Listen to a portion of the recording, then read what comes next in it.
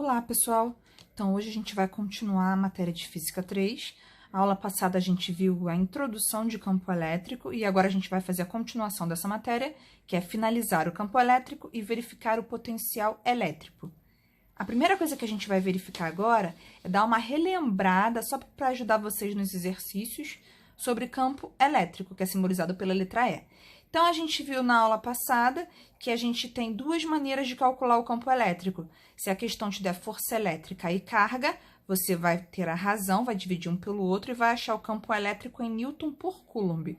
Caso a questão te dê uma carga elétrica e uma distância até um ponto, você tem a constante eletrostática aqui, que é fixa, então você vai multiplicar, vai ter esse produto do K vezes o Q, que é a carga elétrica, dividido pela distância até ela ao quadrado, e aí você vai ter o campo elétrico em volts por metro.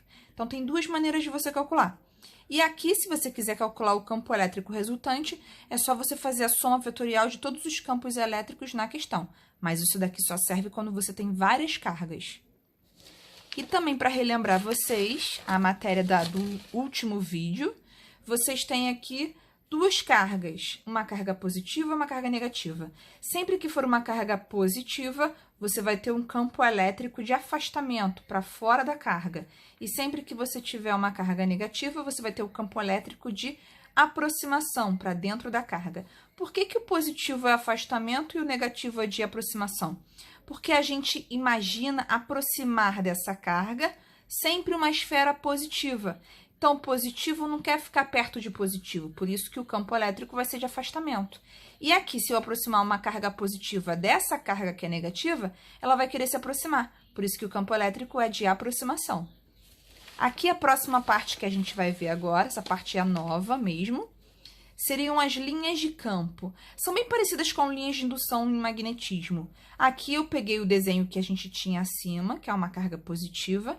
Aqui é uma carga negativa.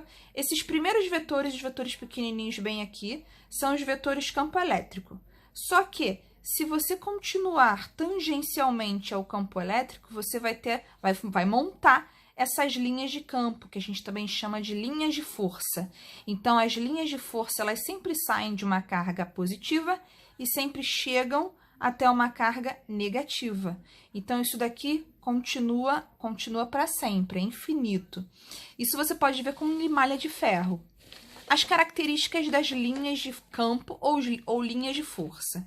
Primeira característica dela é que elas são originárias de cargas positivas, sempre são geradas de uma carga positiva e vão parar em cargas negativas, né? Porque a carga positiva vai afastar e a negativa vai aproximar. Segunda característica é que elas são sempre tangenciais ao campo elétrico, pelo campo elétrico. Terceira característica, nunca ocorre o cruzamento entre duas linhas de força, nunca. Elas sempre são, paralelas, elas sempre continuam de um ponto positivo para um negativo, nunca se cruzam. Próxima característica que você vai ter, a última característica, é que o campo elétrico conta com intensidade que é proporcional à intensidade das linhas de força. Ou seja, quanto mais linhas de força, quanto mais linhas de campo, maior vai ser a intensidade do seu campo elétrico, maior vai ser o seu valor. Agora, a gente vai verificar o potencial elétrico. Potencial elétrico é simbolizado pela letra V ou U, tá? Lembra até potencial elétrico em eletricidade, mas agora a gente já está no magnetismo.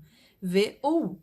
Aqui você tem uma frase que já define totalmente o potencial elétrico. Você vai precisar isso nos exercícios que você vai fazer hoje.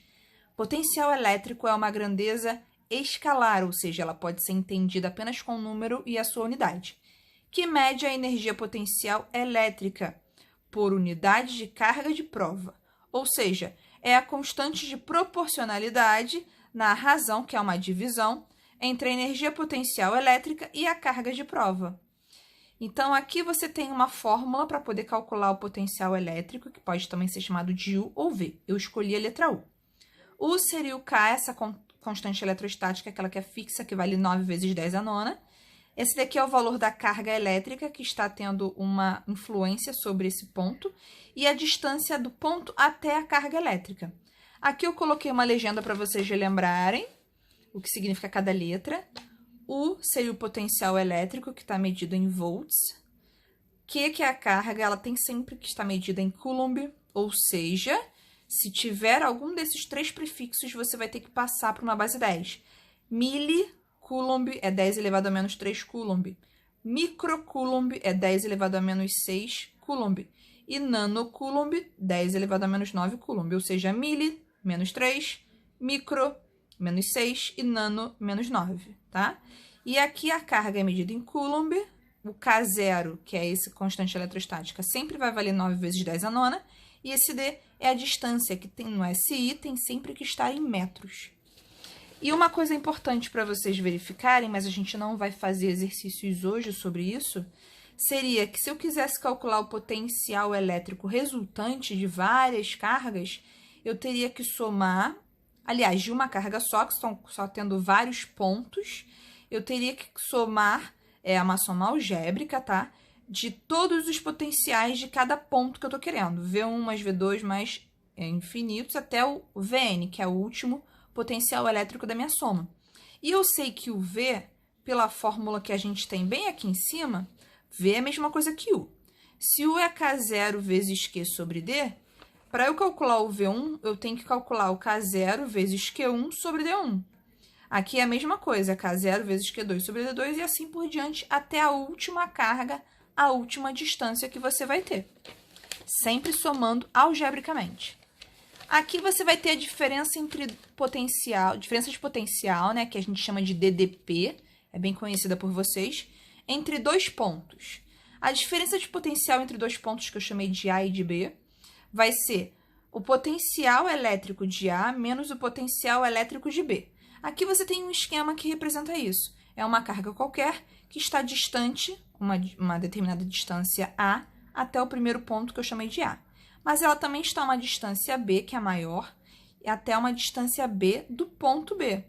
Ou seja, se eu quiser saber a diferença de potencial entre os pontos A e B, é só eu pegar o potencial de A e subtrair o B. Só que como é que eu acho o V de cada um deles? Pela fórmula acima. K, que é a constante eletrostática, vezes o valor da carga sobre a distância até o ponto A, menos o valor da carga eletrostática, vezes a mesma carga sobre a distância B, ou seja, essa mesma carga, ela sofre influência nesses 2 pontos. É o que a gente vai calcular, a diferença de potencial. E qual é a relação entre campo elétrico, que a gente viu na primeira aula e está revendo agora, e potencial elétrico, que a gente acabou de analisar? Quer dizer que o potencial elétrico ele pode vir também de um produto do campo elétrico pela distância até a carga.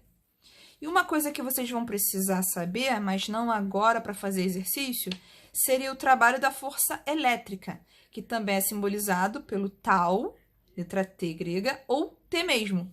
Trabalho a gente verificava que era sempre a força vezes a distância, né?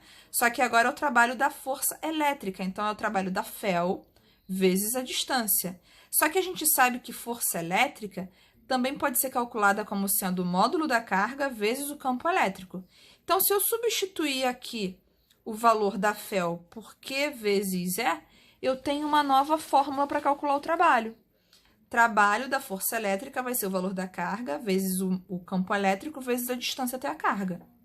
E se você sabe que, e lembra que o U é igual a E vezes D, e substitui esse E vezes D por U, que você sabe que está aqui embaixo, você tem outra maneira de calcular o trabalho. Trabalho pode ser o produto da carga elétrica vezes o valor da sua diferença de potencial, do seu potencial elétrico.